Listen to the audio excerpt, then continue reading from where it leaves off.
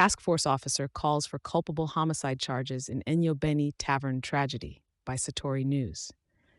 In a grave development surrounding the Enyobeni Tavern tragedy, it has been recommended that culpable homicide charges be laid against the establishment's owners, the Ndevu couple, as well as their bouncer, Thembisa Diko, following the suffocating deaths of 21 youngsters. The recommendation came from Brigadier Mxolisi Mqotyana, who led the investigation into the tragic incident during proceedings at the Mdansine Magistrates Court in the ongoing inquest. His call for charges is rooted in clear findings of negligence after an examination of the facility revealed that the tavern lacked sufficient fire exits and was outfitted with inadequate ventilation, particularly in the crucial lower section of the establishment. Compounding the violations was the alteration of the building's structure, completed without proper authorization from the Eastern Cape Liquor Board 2 years ago.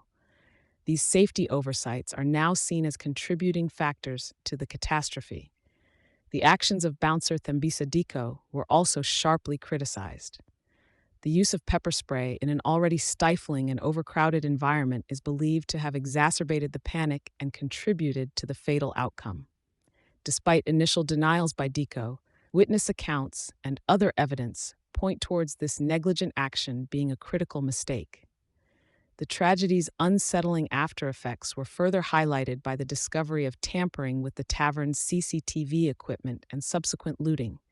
As Mqotyana noted, the dismal behavior of onlookers who stripped possessions from the deceased victims. 5 individuals were arrested for these acts of theft, though they were not implicated in the deaths. This distressing incident was first confronted by authorities early on June 26, 2022, when the responding officer encountered a harrowing scene of multiple losses of young life. The visuals of lifeless bodies, some with foam at the nose, have left enduring questions and a search for justice. The victims' families continue to navigate their grief, grappling with the desire for concrete explanations. Ntambizanke Mngangala, an aunt to one of the perished youths, expressed dissatisfaction with the inquiry's findings thus far, pointing out the inconclusive nature of the forensic results.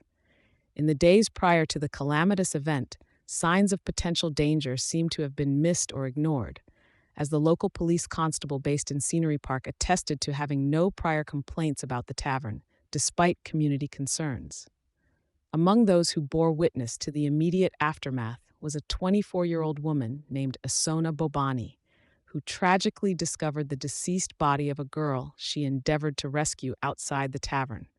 Her attempt to save a life, only to learn of its extinguished hope, underscores the devastating impact of that tragic evening.